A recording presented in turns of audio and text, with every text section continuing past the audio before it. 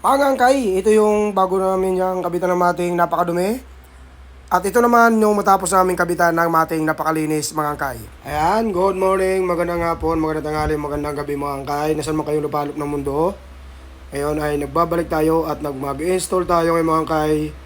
Ang unit natin ay Toyota Hiace Commuter Deluxe. Ayan, kung makikita nyo, binaklasan natin lahat ng upuan. At kakabitan natin yan ng floor matting at 12 pieces na headrest at seat cover mga kay.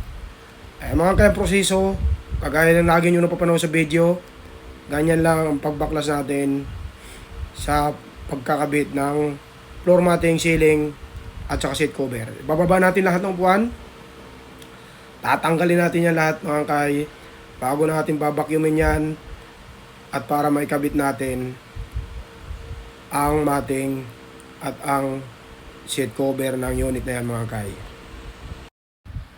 Yan mga kay, kita nyo naman pag wala kayong matting kung gaano kadumi yung flooring nyo, pumapasok yan doon yung mga buhangin sa ilalim hanggang sa mag-umpisa magkalawang. Yan nag-uumpisa yung nabubulok yung sahig. At dito sa ceiling nabubulok din yan, nagkakaroon ng dumi. Kaya kailangan linisin natin yan mabuti mga kay. Ayan, bababa na lang natin yung driver side na upuan. Napakabigat niyan mga kay, kaya kailangan may babayan ng 2 tao na sobra bigat yan.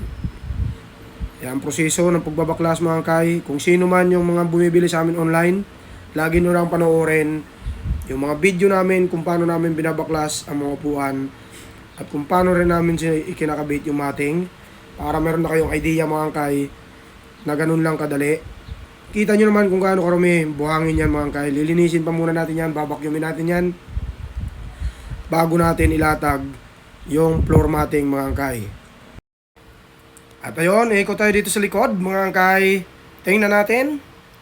Ayan, backlash na lahat ng upuan. Ayan, nandun na rin yung matting natin. Ikutan lang natin dito sa may harap mga angkay. Ayun, nakalatag na mga angkay yung matting sa harap. Talagang napakadali, bubutasan lang yan mga angkay para ipasok dyan yung sasalpakan ng tornilyo at saka yung wire. At dito mga kay, nailatag na natin, inilalatag na yung matting dito sa likod mga angkay. Ganyan lang kasimple. Kapag commuter deluxe, napakalapad lang niya pero napakadali kabitan ng matting. Unatin lang natin yan, kung napapansin nyo medyo nalukot dahil sa pagkakatupi lang yan mga angkay, pero pag matagal nang naka-install yan, lumalapat na maigi yan mga angkay, nakadikit na masyado yan sa sahig. At napakakinis niyan mga kay, napakadali ng linisin, napakadaling walisan, at ang alikabok dyan mga kay ay madaling tanggalin. Kaya mga kay, kung may unit kayong commuter deluxe, comment lang kayo o kaya mag-message kayo sa aming Facebook page. O kaya mga kay, nakalatag na, naipit na rin ng stepboard, naikabit na rin yung sa may tambol mga kay. Ayan, tingnan nyo kung gaano kalinis. At kung makita nyo sa mga unang video natin, magkaiba talaga mga kay. Yung sa likod, naikabit yung mga tornilyo, naikabit na rin sa mga tambol, at naikabit na rin yung sa dulo na plastic na nakaipit. Tingnan nyo naman mga kay kung gaano kalaki ng pagkakaiba. Tingnan natin dito, di ba kanina, kung napansin nyo sa mga unang video natin, napakabuhangin yan. Dito sa harap, ang daming buhangin yan. Nilinis muna yan mga kay bago nilagyan ng matting. At dito sa part na to mga kay, binubuhat na yung driver side. Upuan, kakabit na nila yan. Napakasimple, napakaganda ng tingnan. At yun nga mga angkay, sa part na to, naikabit na yung driver side tsaka passenger side na upuan.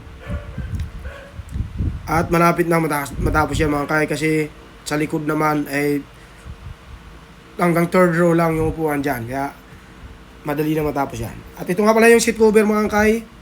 Black at beige combination, napakaganda. Sulit na sulit ang pagkakagawa niya mga kay. Original cutting. Ayan, tingnan nyo naman kung gaano kaganda. Ayan, isilipin nyo kung gaano kaganda yung pagkapiting niyan. At kinabitan nyo pala natin ito mga kay ng black garnish. Ayan. Ayan, sa may headlight mga kay, kinabitan natin yan. Sinama na rin natin yan sa package ng buyer natin. Yan, black garnish. Napakatibay niyan mga angkay. Yan, mayroon pang pangalan na high ace yan. Thailand ABS plastic yan mga angkay, kaya napakaganda ng ano yan, quality. Ayan, sa may sliding, meron din yan. Ayan, sa may pinto, may nakasulat yung high ace. Gas tank, kasama din yan at may sulat ding high ace yan mga angkay. Ayan, kitang-kita naman. At dito sa part na to, patuloy nilang kinakabit mga angkay yung seat cover. Tingnan mo naman kung gaano kaganda. Yung combination na yan ay black beige. Ayan. At ito nga mga angkay, ikinakabit na yung headrest. Black beige combination din yan. Kapareho yan doon sa seat cover. Kaya bagay na bagay talaga mga angkay yung combination. Ayan. Tingnan nyo naman kung gaano kaganda. Lalo na pag naikabit na. At dito sa part na ito mga angkay, ayan na nga, kinakabit na yung first row, yung pinakamahabang upuan. Ayan, kakabit na nila yan. Dito naman, silipin natin yung passenger side at driver side. Ayan, tingnan nyo naman kung ano kaganda yung fitting yan. Ayan. Sulit na sulit mga angkay, papagpagawa nyo sa amin ng seat cover at headrest mga angkay. Dahil kung ano yung kulay ng seat cover mo, doon na rin namin ibabagay yung headrest mo. Para talagang naka-uniform yan mga angkay. Ayan. At dito sa part na to, kinakabit na nila yung second row. Naikabit na yung first row mga angkay. Silipin natin. Ayan yung headrest. Black beige combination din yan. Ayan. Tingnan mo naman kung gaano kaganda ng pagkakalagay. Kaya mga angkay, huwag na kayo mag-atubili. Yung meron dyan high ace. Pag-message lang kayo sa amin, Lord's Garage. Kahit nasa lupalop kayo ng Pilipinas, pwede namin ipadala sa inyo ang seat cover at madali lang naman ikabit yan dahil plug and play lang yan mga angkay. Yung mating, ayun, napakaganda. Dito, napakaganda ng mating. Napakalinis na tingnan, napakalayo ng tsura kaysa doon sa kanina. Check ulit natin dito yung mating sa harap. Ayan, napakaganda mga angkay. Kahit anong matapon dyan, kahit anong tubig, tatagos doon sa ilalim. At kung buhangin man ay madaling linisin. At dyan sa part na yan mga angkay, malapit na matapos yung second row. Ayun, makikita nyo, napakaganda na.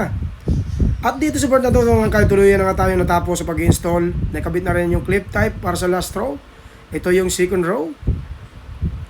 Yan naman yung mating at ito naman yung first row. At kakabitan natin yan ng ceiling cover para maiwasan ang pagdudumi dyan sa may ceiling na yan mga angkay. Ayan mga angkay, at dito naman sa may first row, meron din yung clip type, ayan, para kumpleto. Mga angkay, kung wala pa kayong seat cover, wala pa kayong headrest, wala pa kayong mating, ay mag-message lang kayo sa aming Facebook page, Lord's Garage. At Luzon, Visayas, mga Mindanao mga angkay, nagsishipping kami. Kaya, di nyo na kailangan magpunta sa shop, kung malalayo kayo, papadala lang namin. COD tayo mga angkay. Pag seat cover, meron tayong down payment para maiwasan ang delay sa ating transaksyon mga angkay. Dito sa harap, tapos na rin natin ma-install. At yun lang mga angkay, maraming salamat. Message na kayo, Lord's Garage.